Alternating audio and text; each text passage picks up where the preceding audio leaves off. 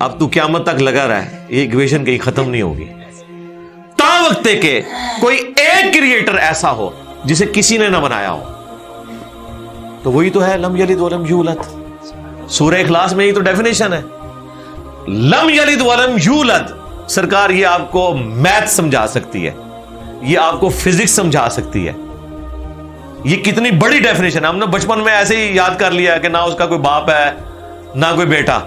نہ یہ تو ہم ایک اخلاقی سے ترجمہ کر رہے ہیں نا.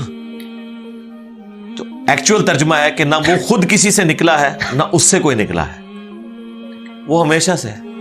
اس لیے بخاری مسلم میں حدیث ہے کہ تمہارے پاس شیطان آتا ہے نا تو کہتا ہے پہاڑوں کو کس نے بنایا؟ تم کہتے ہو اللہ نے. پوچھتا ہے درختوں کو کس نے بنایا؟ کہتا ہے اللہ نے. تم کہتے ہو اس کو جواب کے طور پر جب وہ سوال پوچھتا ہے، پھر مختلف سوال کرتا ہے، تم اللہ کہتے ہو، اینڈ پہ وہ کہتا ہے اللہ کو کس نے بنایا؟ اب تم نے کہنا ہے پھر اس پہ قل هو اللہ احد اللہ الصمد لم یلد ولم یولد ولم یکن لہ کفوا احد. ذرا نبی علیہ السلام تو اتنا ہی کہہ سکتے تھے نا. آپ کو اللہ تعالیٰ نے ہماری ہدایت کا امام بنایا، ٹھیک ہے. لیکن بعد میں جب یہ میتھمیٹیکل ایکویشنز، سائنٹیفک ڈسکوریز اور یہ یونیورسل ٹروتھ انسانوں کو اللہ تعالیٰ نے دریافت کروائے ہیں، تو اب ہم بڑی آسانی سے اس کو مزید ایکسپلین کر سکتے ہیں کہ اگر کوئی کریٹر کا کریٹر ہے تو اس کا بھی کوئی کریٹر ہوگا. اور یوں یہ ایک سمجھ لے نہ ختم ہونے والا سلسلہ شروع ہو جائے گا. یہ آپ کو اچھا اب آپ سوچ رہے ہو کہ یہ کیوں ماننا پڑے گا کہ کوئی ایک ایسا ہونا چاہیے کہ جس کا یہ اس لیے ماننا پڑے گا کہ دوسری طرف ایکویشن جو ہے وہ فزیکلی میرے سامنے موجود ہے کہ میں ہوں، کریشن موجود ہے. اگر ایک تھیوری ہوتی نا کہ نہ کریشن ہوتی نہ کریٹر تو ہمیں کوئی چیز مجبور نہیں کرتی تھی. اب ہماری مجبوری یہ ہے کہ کائنات ہمارے سامنے ہے، ہم زندہ مخلوق ہیں، ہم سب کچھ دیکھ رہے ہیں، کریٹڈ چیزیں موجود ہیں. تو دوسرے اینگل پہ ہمیں جانا پڑے گا اور الٹیمیٹلی کسی ایک کریٹر پہ رکنا پڑے گا، کوئی کریٹر نہ ہو اس کا. اس لیے میں نے اپنی ویڈیوز میں بارہا کہا ہے، اگر آپ مجھ سے پوچھیں کہ اللہ تعالیٰ کی کون سی ایسی کوالٹی ہے جو امیجنیشن سے باہر ہے، جس کی آپ کو مثال بھی نہیں بیان کر سکتے. دیکھیں اگر اللہ تعالیٰ کہتا ہے میں سنتا ہوں دیکھتا ہوں تو ہم اس کا ایک دھندلا تصور لا سکتے ہیں کہ میں بھی سنتا ہوں اور دیکھتا ہوں، اگرچہ میرا ادھار کا ہے، اللہ کا ذاتی ہے، میرا لمیٹڈ ہے، اللہ کا ان لمیٹڈ ہے، میرا ڈیپینڈنٹ ہے، اللہ کا انڈیپینڈنٹ ہے. ہر چیز کو آپ امیجن کر سکتے ہیں. لیکن اللہ کی جو یہ کوالٹی ہے کہ وہ ہمیشہ سے ہے، کبھی کوئی وقت ایسا نہیں تھا کہ وہ نہیں تھا.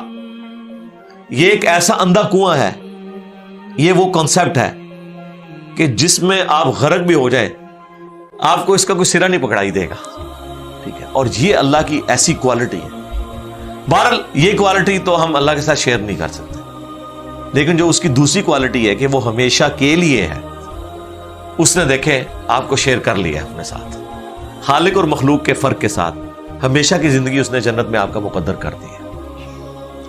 یعنی وہ کوالٹی تو شیئر نہیں ہو سکتی کہ ہمیشہ سے ہو، لیکن ہمیشہ کے لیے ہو، یہ اس نے آپ کو دے دی ہے. دیکھیں یہ وہ کنسپٹ ہے جس کے بعد آپ اللہ سے محبت کریں کہ دیکھیں وہ اکیلا تھا، اس نے اپنے ساتھ آپ کو شریک کر لیا. اس اعتبار سے کہ خالق اور مخلوق کا فرق تو ہے، لیکن اس نے دیکھیں آپ کو کیا کیا نعمتیں جنت میں دینی ہے. آپ خواہش کریں گے وہ چیز آپ کے سامنے آ جائے گی. اسی کے لیے میں نے وہ منی گاڈ کی ٹرم ڈیوائز کی تھی خالق اور مخلوق کے ساتھ سمجھانے کے لیے. اور اب سے اس سے بڑی بات یہ کہتے ہیں یہ جی وہ جنت میں تو آپ دعا کریں گے تو آپ کو ملے گا، خواہش اور کن فیکون نہیں ہوگا. سرکار خواہش ہی ہے. اور آپ تو بات ہی نہ کریں، آپ تو اپنے بابوں کے لیے دنیا میں یہ کہتے ہیں نگاہ مار کے کر دیتا، تسی دنیا نگاہ مار کے کر دو دعا بغیر. کبھی آیا کہ عبد القادر جانی نے دعا کی تو مردہ زندہ ہو گیا؟ کہا نہیں کیا، اٹھ کن فیکون تسی دنیا میں بیٹھے ہوئے ہو، سانو جنت بھی کن فیکون کے اوپر تم جو ہے وہ کہتے ہو کہ یہ شرک کر رہے ہیں. تمہارے سارے بابوں کے بارے میں تم یہ دنیا میں شرک مانے ہوئے ہو جو ہے ہی سب کچھ جھوٹ ہے. ہم تو آخرت بتا رہے ہیں کن فیکون اس اعتبار سے کہ آپ کی خواہش کے بعد وہ چیز آپ کے سامنے آ جائے گی. چاہیں تو اشاروں سے اپنے کایا ہی پلٹ دیں دنیا کی. ہاں یہ حال ہے خدمت گاروں کا، سرکار کا عالم کا، اشاروں سے، دعاؤں سے نہیں.